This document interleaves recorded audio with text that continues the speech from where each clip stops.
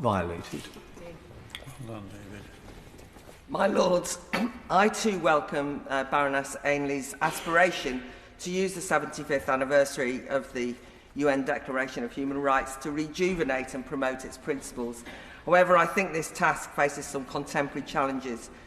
One of the main legacies of the Declaration is that human rights discourse is now so ubiquitous it's possibly losing any meaning.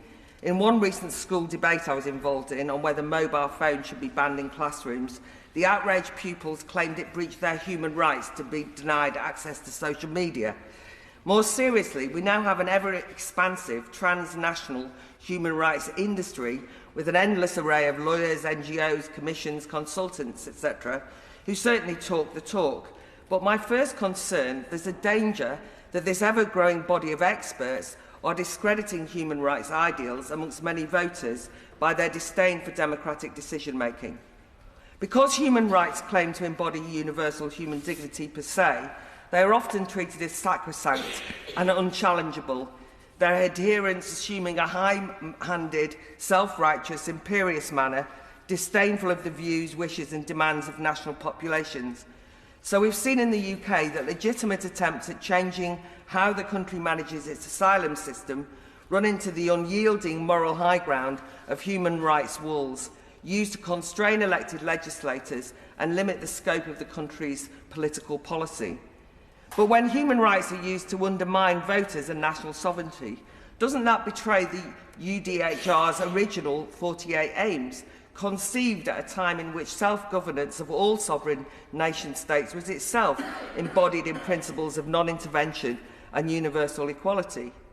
My second concern is a pick-and-mix approach to which human rights principles matter. A couple of examples.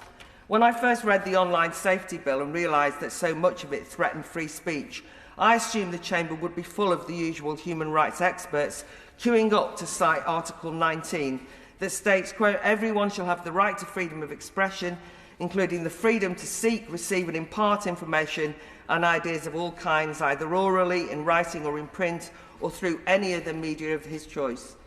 In the event, there was a resounding silence and empty benches, even though the legislation really does tear up Article 19 as a principle.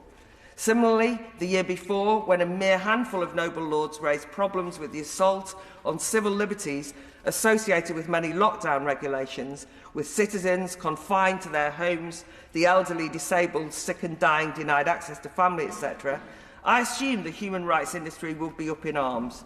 No, zilch, more silence. And such silences speak volumes, and none more shocking than in response to the October the 7th anti-Jewish pogrom in Israel.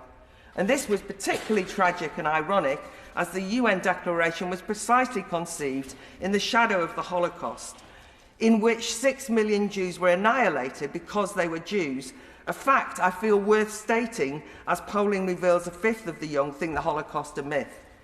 Now that never again is now, you'd expect the human rights community to leap into leading denunciations of the worst display of anti-Jewish bloodlust since the Nazi regime.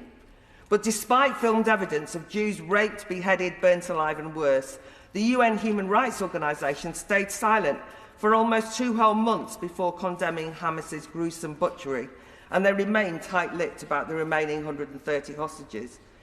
A few weeks ago, there was a cartoon in the Yediot Ahronot newspaper depicting an Israeli woman in bloody, torn clothes saying, "Me too," while a panel of 3 UN women were shown, one covering her ears, one covering her eyes, another her mouth.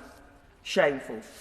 Conversely, we must ask why the UN human rights organisations have been anything but silent about Israel's alleged human rights violations in relation to Gaza, labelling the undoubted brutality and suffering caused by war, arguably a just war, as genocide of Palestinians, a misnomer. In doing so, human rights advocates relativise the specific meaning of genocide, reducing it to a meme, a placard, a slogan, too often deployed by Western activists as an anti-Semitic slur against our fellow Jewish citizens. And how can we defend the UN human rights leadership, who only this year appointed the UN ambassador for the Islamic Republic of Iran to chair a UN conference on human rights?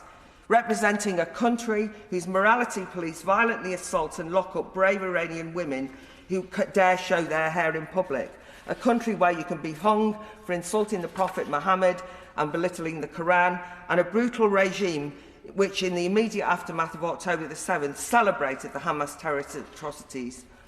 So I'm afraid such selective double standards in terms of whose human rights deserve attention and those we ignore actually undermines the principles of the UDHR at the heart of the and some of the problem lies at the heart of the human rights industry.